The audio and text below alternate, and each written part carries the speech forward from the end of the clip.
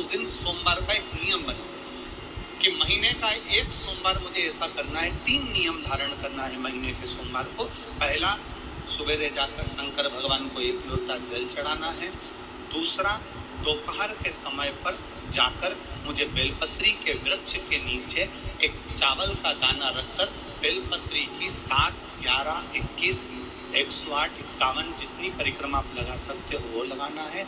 और तीसरा, बेलपत्री के वृक्ष के नीचे और शंकर के मंदिर के दरवाजे पर मुझे एक घी का दीपक लगाना है। बस ये 3 नियम जिसने महीने में एक बार ले लिया, समझ लो उसको पीछे हटने की जरूरत ही नहीं, वो आगे ही बढ़े।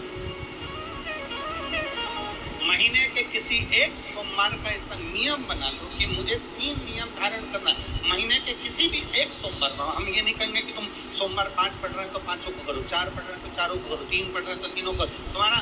तुम तो महीने का एक सोमवार का नियम बनाओ। और मेरी दीदियों से, मेरी बेटियों से जो विदेश में रह रही हैं, जो कहीं बाहर रह रही हैं, कहीं बड़े शहर में रह रही हैं, जो रोज मंदिर नहीं जा सकते, हर किसी महीने के एक सोमवार को भी ये नियम निर्धारण थे, तो उनसे कहेंगे कि 3 महीने में एक सोमवार का नियम बना लो। 3 महीने में नहीं बना सकते तो 6 महीने में एक सोमवार का नियम बना लो। और 6 महीने में नहीं बना सकते तो 1 साल में एक सोमवार का ऐसा नियम बना लो कि मैं साल का एक सोमवार ऐसा रहूंगी कि सुबह सोमवार के दिन मंदिर में जाकर जल चढ़ाऊंगी, दोपहर में जाकर बाबा को एक अक्षत का दाना रखकर, अक्षत का मतलब है कि बाबा मेरी दिनों दिन उन्नति करना। बेलपत्री के वृक्ष के नीचे जो अक्षत रखा जाता है वो उन्नति के लिए रखा जाता है। शंकर के शिवलिंग पर जो अक्षत रखा जाता है वो रोग मुक्ति के लिए रखा जाता है। अशोक सुंदरी पर जो अक्षत रखा जाता है वो संतान प्राप्ति के लिए रखा जाता है। षडानंद कार्तिकेय की ओर जो अक्षत रखा जाता है वो हमारे बच्चों की सुख समृद्धि